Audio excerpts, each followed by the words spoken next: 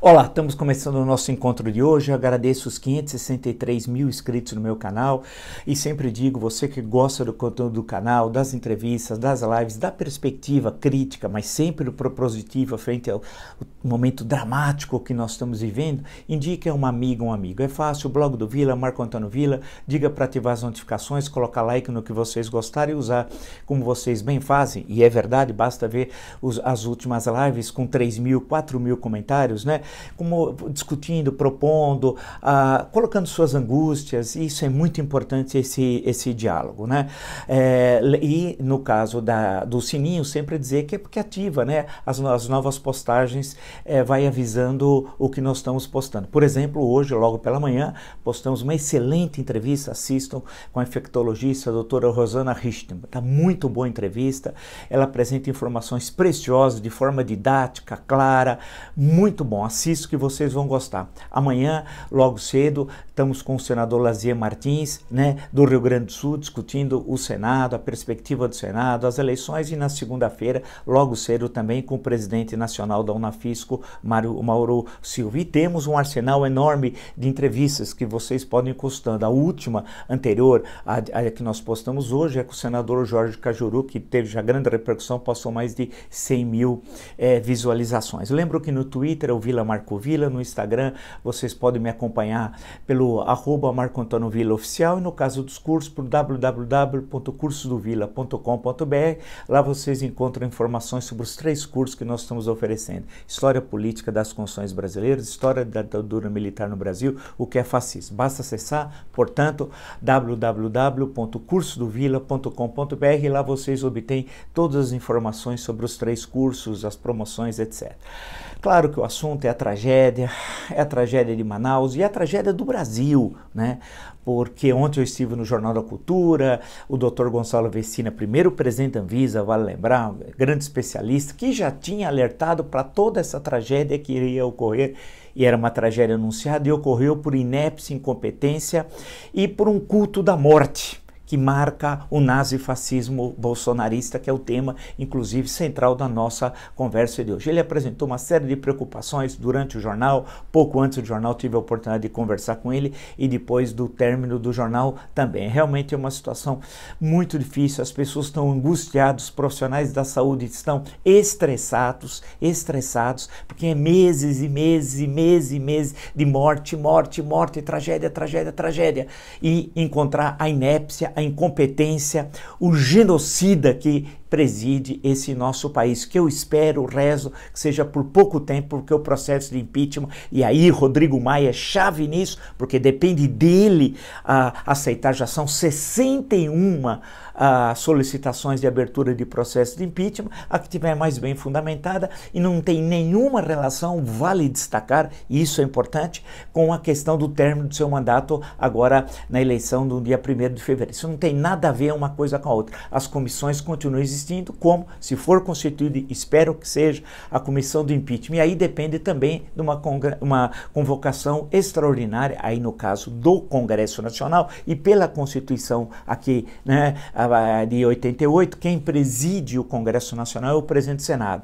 Aí que ele tem a responsabilidade da Davi Alcolumbre frente à tragédia que nós estamos vivendo. Nós não podemos ficar em silêncio. Inclusive, um artigo excelente que está hoje no jornal Estado de São Paulo, da Adriana Fernandes: na elite do nosso empresariado não tem dia D nem hora H, é S de silêncio.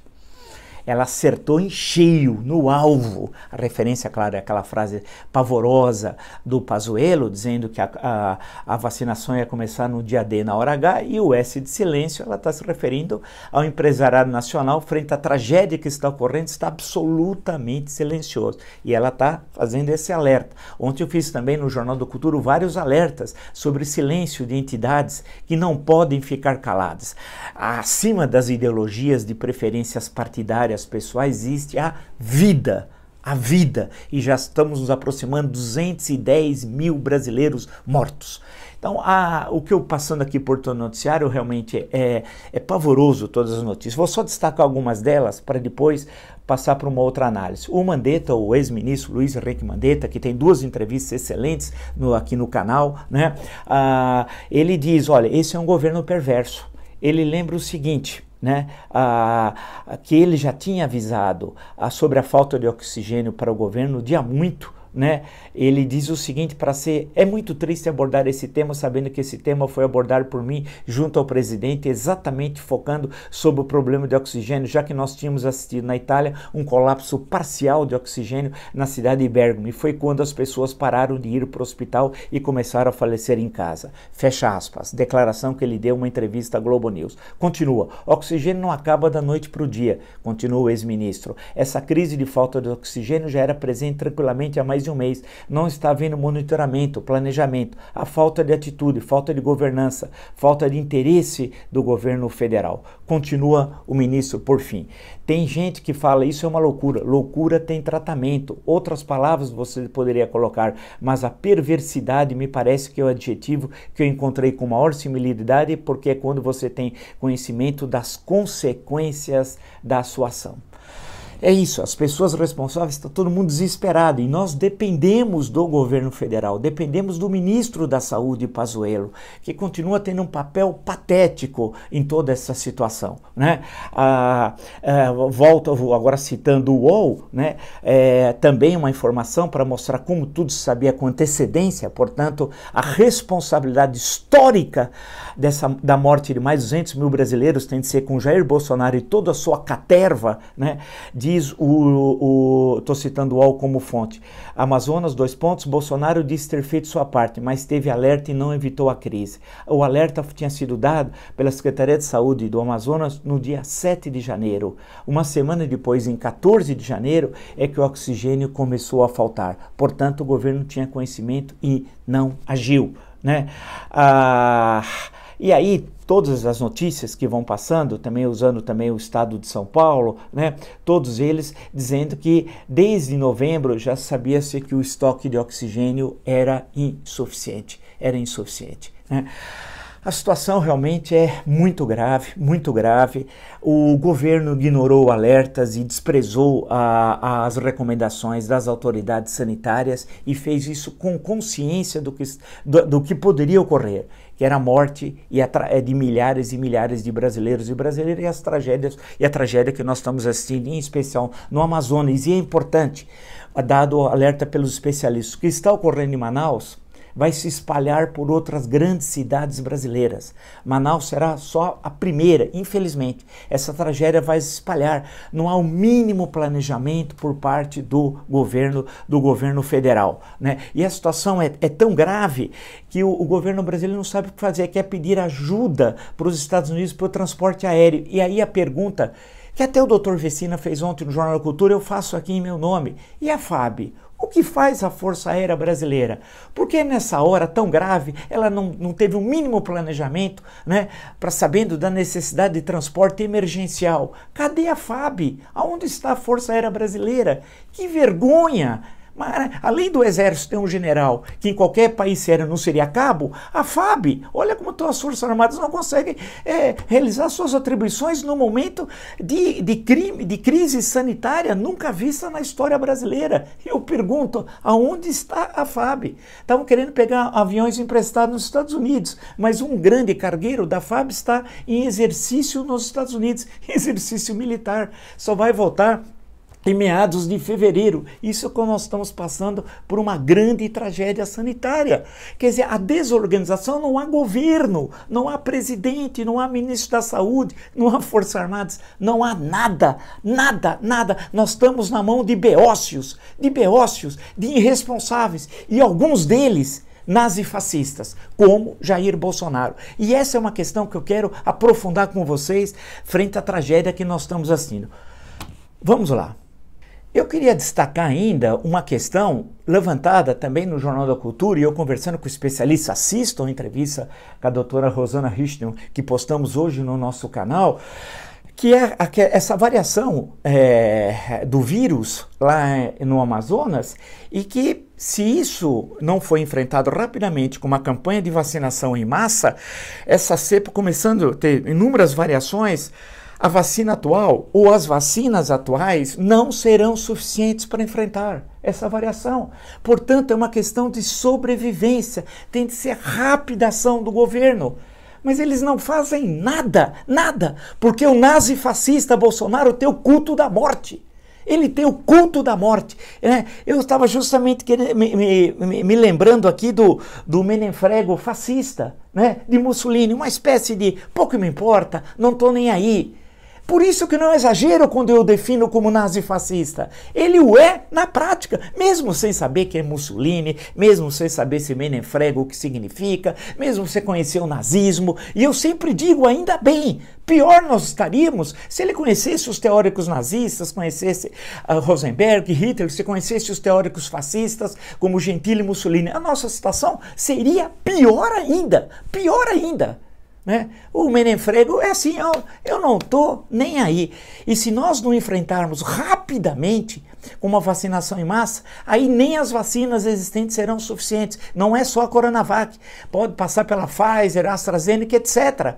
É necessário, portanto, a mobilização rápida da sociedade civil brasileira. Nós não podemos ficar prisioneiros, asfixiados por um nazi-fascista que destrói o nosso país. É essa a questão. Né? Essa questão tem de ser rápido, né? E o ponto que eu insisto, e eu destaquei aqui, inclusive para ser um ponto no nosso encontro de hoje, é que não haverá recuperação econômica sem vacinação em massa urgente. Urgente, urgente, é para ontem. É para ontem.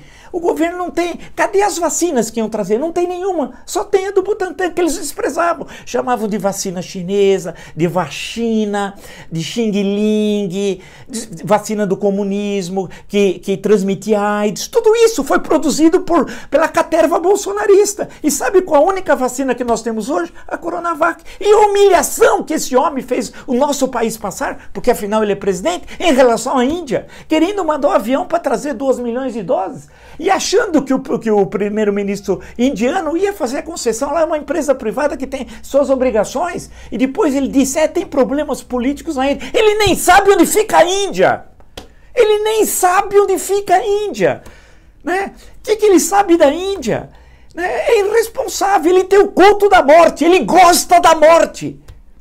Ele é um homem doente, é um psicopata, e temos de agir. Ontem teve o panelaço, é o início, mas tem de ter mais e mais. Por isso que a nossa Constituição indica o caminho. E o único caminho constitucional e que nós temos de adotar é o impeachment, não há outro jeito. Temos de bombardear no sentido metafórico, não no sentido nazifascista, da turma do Bolsonaro, da caterva nazifascista, escrever para deputados federais, escrever para senadores, exigir a convocação extraordinária do Congresso. E no caso da Câmara, como determina a Constituição, quem autoriza um processo de impeachment é a Câmara. Quem processa e julga de acordo com a Constituição é o Supremo Tribunal Federal, em caso, como é o assunto em tela, de crime de responsabilidade. E por quê? Porque em infração penal comum, só uma pessoa pode solicitar à Câmara, o Procurador-Geral da República, e a Câmara autoriza, e aí quem processa e julga não é o Senado, mas sim o Supremo Tribunal Federal. No caso em tela, insisto, é crime de responsabilidade, cabe à Câmara e, a posteriori, com autorização, ao Senado Federal. A situação é gravíssima. Em São Paulo, que temos a melhor estrutura hospitalar do Brasil, os hospitais já estão chegando ao limite. Isso em São Paulo. E nós sabemos das desigualdades regionais do Brasil. Isso em São Paulo, né? Imagina, eu estava assistindo as cenas hoje logo cedo e no decorrer do dia, a transferência de pacientes de forma improvisada. Eu vi como eles estavam saindo dos aviões, para outros estados. Né? Um desespero da transferência de pacientes. E aí eu pergunto, e as famílias que sabem, claro, que precisam transferir, senão vão morrer se permanecer em Manaus, mas vão ficar lá distante, ou então em Teresina, em São Luís, dos seus entes queridos, não vão poder acompanhar para e passo o que está ocorrendo. E o caso dos bebês prematuros que têm 48 horas mais de oxigênio, vocês imaginam as mães, os pais ficarem longe dos bebês? E esse homem não faz nada. Agora, deve estar passeando, se divertindo em Brasília. É isso, esse homem não tem sentimentos, é um homem cruel, perverso. E a definição dada por o ex-ministro Mandetta é perfeita. É Governo perverso, porque aí, se tivesse ministros que fossem republicanos, que fossem brasileiros, exigiriam, mesmo que não fosse da sua pasta, que o presidente tomasse alguma atitude, ou renunciariam, que é caso de crime de lesa humanidade, é crime de lesa humanidade, é claro, claro que é isso, né? E hoje eu vi falar em Nuremberg, na Folha de São Paulo, eu venho falando em Nuremberg aqui há bastante tempo, fico satisfeito. Porque está perfeito o que diz a jornalista. É um crime, é estilo o julgamento de Nuremberg, dos crimes nazistas, que foram julgados em 1945 e 1946. E lá nasceu o conceito de crime de lesa humanidade. Ou seja, temos de agir rapidamente. E depois, Bolsonaro e sua caterva vai ter de sentar no banco dos réus. Sim, sim. Não pode, o doutor Vecina lembrou disso ontem no Jornal da Cultura, algo que eu venho também reafirmando aqui nesse espaço, e isso é indispensável, isso não é, insisto, vingança, isso é justiça, porque eles tiveram consciência, e todos os dados que eu apresentei hoje, ontem, anteontem, de o que ocorrer. Mas tal qual um bom fascista, mas não frego, menefrego, pouco me importa, não estou nem aí, esse menefrego, tal, é assim. É assim, só que tem brasileiros morrendo. Eu conversei com algumas pessoas em off, eles estão falando, alguns que, acreditando que nós vamos, nesse ritmo de 1.000, 1.200 por dia, né, nós devemos atingir em meados de fevereiro, lá para a segunda quinzena de fevereiro, em torno de 250 mil mortes, se não estancarmos rapidamente a incompetência governamental. Aí volta a questão da vacina. Que outras vacinas tem? A Fiocruz está trabalhando lá, tem uma coisa importante, mas a vacina concreta que nós temos é da Coronavac. E que eles continuam insistindo nos grupos do WhatsApp da caterva bolsonarista, né, que foi toda uma conspiração feita pela China para que a única vacina pudesse ser usada no Brasil fosse a Coronavac. E que houve toda uma pressão contra a Índia para que ela não cedesse as vacinas. Olha a loucura!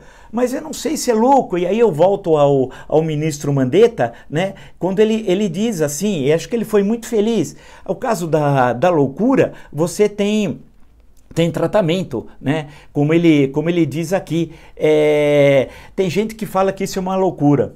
Continua o ministro, loucura tem tratamento. Outras palavras você poderia colocar, mas a perversidade me parece que é o adjetivo que eu encontrei com maior similaridade, porque é quando você tem conhecimento das consequências da sua ação e sabe o que vai ocorrer. E nós estamos falando da morte de milhares e milhares e milhares de brasileiros. É necessário, portanto, uma rápida ação. E a rápida ação passa pela política. É o único caminho. E a política indica também um único caminho para um caso como nós estamos vivendo, que é a abertura imediata de um processo de impeachment. Ah, mas o mandato do Maia, insisto, vai terminar daqui 2 semanas. Não tem nada a ver uma coisa com a outra, em termos legais, em termos políticos, e pela necessidade imperiosa que o Brasil hoje precisa, urgente, estancar essa sangria.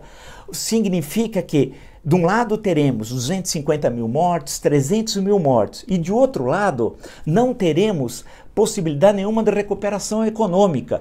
Mas eu queria falar, antes de entrar na recuperação econômica e na questão da crise social, que vai completar esse cenário dramático, tocar alguns pontos no que foi dito em 2020 por alguns especialistas políticos, como é que alguns, naquele momento, março, abril, estavam vendo o que poderia ocorrer e nada fizeram, e desqualificaram a seriedade dos sanitaristas, dos infectologistas que diziam: precisamos agir rapidamente, senão vai ser uma tragédia. Vamos dar um fecho com essa questão. Me parece, e isso é um ponto importante, ontem eu até lembrei isso no Jornal da Cultura, o deputado Osmar Terra disse que o ápice da pandemia, o ano passado disse, seria dia 8 de abril. 8 de abril. Nós estamos há 9 meses depois disso. E ele falou que o ápice seria dia 8 de abril. Olha a responsabilidade dessas pessoas. 8 de abril seria o ápice.